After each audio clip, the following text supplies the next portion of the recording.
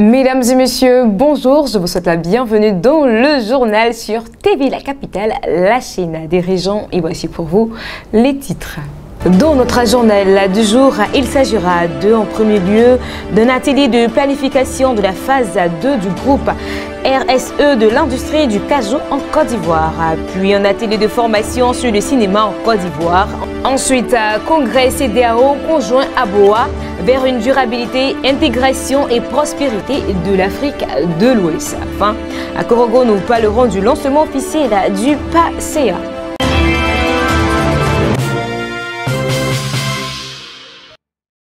Le jeudi 28 novembre dernier, les acteurs de la filière cajou se sont réunis à Yamoussoukro pour discuter de l'orientation de la phase 2 du programme de responsabilité sociale des entreprises dans l'industrie du cajou en Côte d'Ivoire. Cet atelier visait à échanger avec les unités de transformation et les partenaires techniques afin de mettre en lumière les processus nécessaires à l'adoption de bonnes pratiques pour améliorer le marché de la filière anacarda. Reportage de Soro Estelle. L'industrie du cajou en Côte d'Ivoire joue un rôle essentiel dans l'économie nationale, tant en matière d'employabilité qu'en termes de contribution à l'économie du pays. C'est dans ce contexte que le Centre néerlandais de production des importations à partir des pays en développement CBI et le Conseil du coton et de l'anacarde ont établi un partenariat pour renforcer les capacités en matière de RSE avec un programme lancé en mars et conclu en juin 2024. L'objectif de cet atelier est de dialoguer avec les unités de transformation et les partenaires techniques sur l'orientation de la phase 2 du programme RSE dans l'industrie du pays. L'atelier sur la responsabilité sociétale des entreprises, c'est un atelier qui va nous permettre de voir un peu les bonnes pratiques qui seront, je vais dire, édictées et puis aussi mises en œuvre par les entreprises.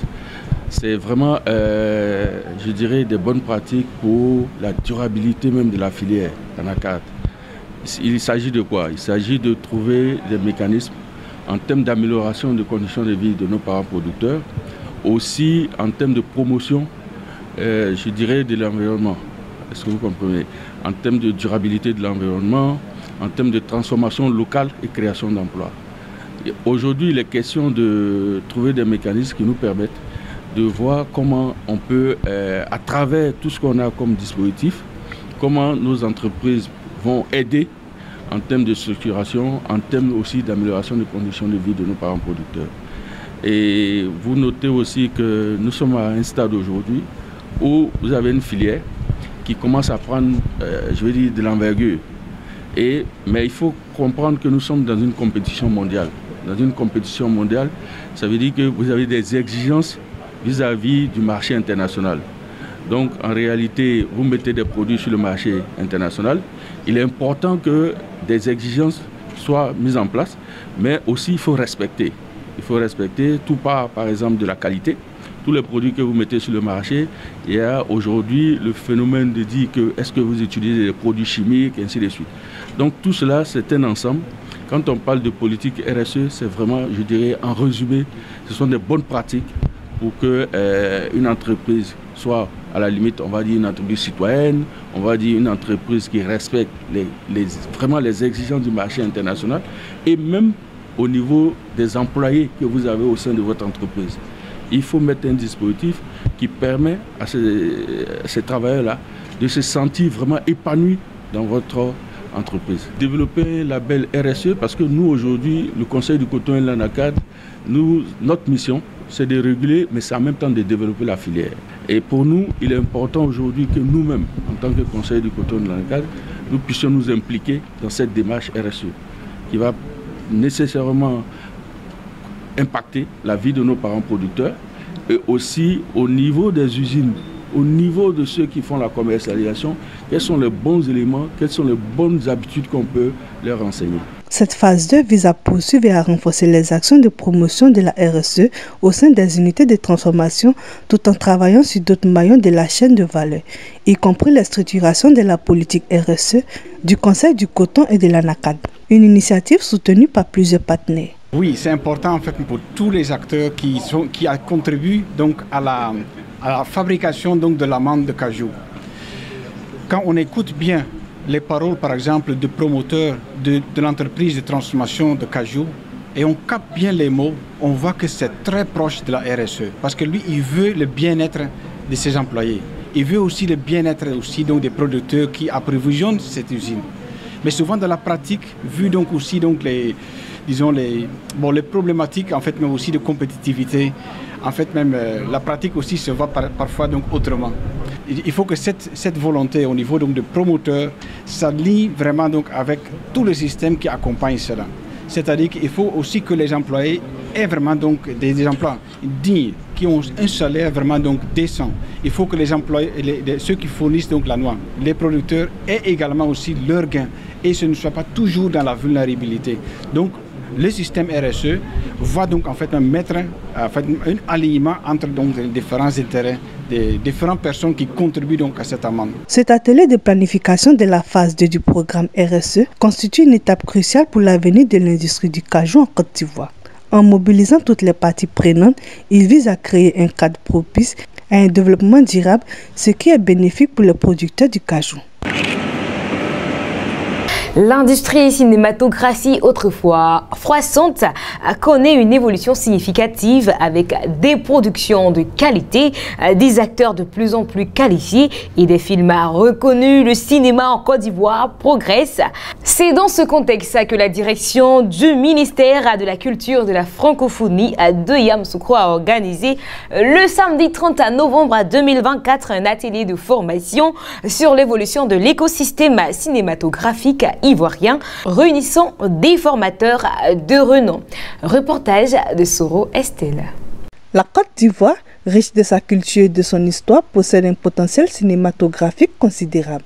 Soutenu par la vision du ministère de la Culture et de la Francophonie, qui souhaite faire de la culture un pilier essentiel du pays. Plusieurs réformes ont été mises en œuvre pour encourager ce développement. C'est dans ce cadre qu'un atelier de formation sur le cinéma a été organisé, réunissant plusieurs experts du secteur. Cet événement avait pour but d'explorer l'évolution de l'écosystème cinématographique en Côte d'Ivoire. L'objectif principal de cet atelier était de présenter les actualités du cinéma ivoirien et de mettre en lumière les différentes opportunités qui s'offrent aux professionnels du secteur. Alors aujourd'hui, nous avons organisé un atelier de formation sur les thèmes suivants, sur l'évolution de l'écosystème du cinéma en Côte d'Ivoire. C'est un atelier organisé en collaboration avec l'Office national du cinéma. Ce thème est important pour nous parce que nous voyons tout le développement du cinéma aujourd'hui et nous constatons aussi l'engouement des jeunes de notre zone de compétence, leur engouement pour ce secteur du cinéma. L'atelier répond donc à l'objectif de venir présenter l'actualité du cinéma en Côte d'Ivoire et aussi montrer toutes les opportunités que ce secteur offre en termes de métier à la jeunesse. Ce secteur qui peut valablement contribuer à résorber le chômage au niveau de la jeunesse et aussi interpeller les jeunes sur l'importance de bien se former pour pouvoir pour être compétitif au cas où ils choisissent ces différents métiers. Les formateurs ont abordé différents aspects de la formation, enrichissant ainsi les connaissances des participants. Aujourd'hui, à Yamoussoukro, avec la direction régionale de la culture de Yamoussoukro, l'idée était de pouvoir partager avec les cinéastes de la région l'évolution de l'écosystème cinématographique en Côte d'Ivoire, les mettre au parfum de ce qui se fait déjà, ce que le ministère de la Culture et de la Francophonie est en train de mettre en place pour leur épanouissement et également pour qu'eux aussi, en tant qu'acteurs des industries culturelles et créatives, comment est-ce qu'ils pourraient prendre part à toute cette évolution. Et c'est pourquoi nous sommes là, l'ONACSI, l'Office national du cinéma de Côte d'Ivoire, pour apporter notre expertise à ce mouvement-là et leur permettre aussi de mieux comprendre, d'être au même diapason que leurs homologues d'Abidjan. On a la chance d'avoir encore plus d'écrans qu'auparavant On a des productions qui sortent. On a aujourd'hui, avec la libéralisation de l'espace audiovisuel, des productions de qualité qui se voient sur nos chaînes. On sait qu'au niveau des fictions, des séries, la Côte d'Ivoire est, on va dire, championne de la sous-région. Nous sommes en train de faire un travail pour que, au niveau du cinéma, nous ayons une place véritable et que nous soyons présents aussi dans toutes les salles. Pourquoi pas qu'on ait plusieurs films les mois et pourquoi pas une dizaine, voire une vingtaine de films la nuit. Les participants ont salué cette initiative comme un pas important vers le développement du cinéma en Côte d'Ivoire. Quand on a eu l'information comme quoi il y aurait une formation sur l'évolution du cinéma en Côte d'Ivoire, ça nous a vraiment intéressés parce qu'on sait que c'est un secteur bien porteur au niveau de la culture, mais on n'a pas tous les éléments concernant ce secteur, aussi bien sur le plan juridique, les nouvelles dispositions prises et puis tout le potentiel qu'il y a des jeunes acteurs, bien même des professionnels, des opportunités que... Le 3e congrès conjoint de la CEDEAO et de l'ABOA s'est tenu les 28 et 29 novembre 2024 à la Fondation Félix Houphouët-Boigny pour la recherche de la paix de Yamoussoukro. Cet événement a réuni les experts comptables de la sous-région ouest-africaine pour aborder des thématiques cruciales telles que la durabilité, l'intégration régionale et la prospérité. Ce progrès représente une opportunité unique pour mobiliser les acteurs clés autour de ces enjeux cruciaux et pour établir des synergies en faveur d'un avenir durable pour l'Afrique de l'Ouest. Suivons ensemble. Dans un contexte où l'Afrique de l'Ouest fait face à de nombreux défis socio-économiques, il est essentiel d'adopter une approche holistique qui favorise une croissance durable et inclusive.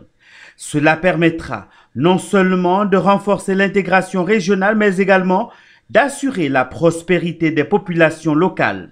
C'est dans ce cadre que les participants au congrès se sont retrouvés à Yamoussoukro pour promouvoir un cadre de réflexion et d'action en faveur d'une Afrique de l'Ouest durable, intégrée et prospère. C'est que l'avenir du continent s'inscrit dans l'intégration. C'est-à-dire qu'on ne peut pas aller au développement sans être dans les grands ensembles. Et vous conviendrez avec nous que durant la période coloniale, on était géré dans le cadre de grands ensembles. Et à la décolonisation, nos États ont été balkanisés.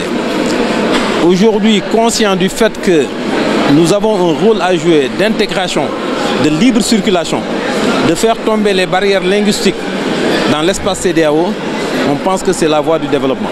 Venus de divers pays, les participants à ce congrès ont partagé leur expérience avec les autres tout en espérant que cela aidera dans l'aboutissement de ce projet. On salue cette ambition et on a à cœur de pouvoir apporter à l'ABOA tout le support que d'une part nous donnons aux instituts membres, mais aussi que nous donnons aux réseaux, aux network partners. Et l'ABOA est un network partner d'une extrême importance compte tenu du projet fantastique que l'ABOA porte. Durabilité, intégration et prospérité de l'Afrique de l'Ouest, tel est le thème qui a été traité durant ces 2 jours d'échange. Plusieurs résolutions ont été adoptées. Mais c'est une belle occasion d'intégration que nous sommes en train de faire et l'objectif de ce congrès et de toutes ces actions, c'est de faire tomber les barrières linguistiques pour que la fluidité, donc la circulation des professionnels soit une réalité en Afrique de l'Ouest, incluant le Cameroun. Et enfin, toutes ces actions devraient concourir à améliorer le développement, à participer au développement économique de nos pays et à atteindre la prospérité des différents citoyens de nos pays. Le congrès de Yamoussoukro représente une plateforme essentielle pour réfléchir et agir sur les questions de durabilité et les résolutions pourraient jouer un rôle clé dans le façonnement de l'avenir économique et social de l'Afrique de l'Ouest. Le ministère de l'Assainissement, de l'Hydraulique et de la Salubrité, en collaboration avec la Banque mondiale, a organisé ce vendredi 22 novembre 2024 à Korogo la cérémonie du lancement officiel du projet d'appui à la sécurité de l'eau et à l'assainissement. L'objectif principal de ce projet est d'améliorer l'accès à des services d'eau et d'assainissement sûrs tout en renforçant les capacités techniques des institutions du secteur de l'eau. Reportage de Ouattara Daouda. Lancé officiellement ce jour du vendredi 22 novembre 2024 à Korogo, région du Poro, le PASEA, projet d'appui à la sécurité de l'eau et à l'assainissement, installera l'eau d'assainissement et d'hygiène dans les écoles et les centres de santé. L'objectif, accroître l'accès à des services d'eau et d'assainissement gérés en toute sécurité. Le projet reconduit un programme multiphase pour une durée totale de 11 ans permettra entre autres d'accélérer la mise en place des conditions favorables à la gestion intégrée des ressources en eau et à la prise en compte des problèmes liés à l'assainissement. Notre engagement, comme le ministre de l'Hydraulique et moi-même, de mettre en œuvre ce projet permettra de réaliser des actions concrètes pour inverser les tendances actuelles d'insécurité de l'eau pour un développement harmonieux et durable de notre pays avec un système d'assainissement et un mécanisme de salubrité maîtrisé et différent. Et qu'on puisse faire tout pour que la plupart de vous aient de l'eau qui soit dans vos maisons, qui soit portable et qui soit saine pour la consommation. Et c'est un investissement parce que vous savez, soit environ plus de 700 milliards de francs CFA, dont une partie importante, soit 825 millions de dollars, donc plus de 500 milliards de francs CFA, est financée à la Banque mondiale elle-même. Le PASEA vise donc à transformer profondément le secteur de l'eau et de l'assainissement en Côte d'Ivoire, comme l'a rappelé en des termes très imagés Madame la directrice des opérations. Mesdames et messieurs, je tiens donc à exprimer au nom de son Excellence, Monsieur le Premier ministre, toute notre reconnaissance à la Banque mondiale et aux autres partenaires techniques et financiers. Le PASEA s'inscrit dans les dynamiques de renforcement de la sécurité hydraulique et de l'assainissement à long terme, participant ainsi à l'amélioration des conditions de vie des populations et à la préservation des ressources naturelles.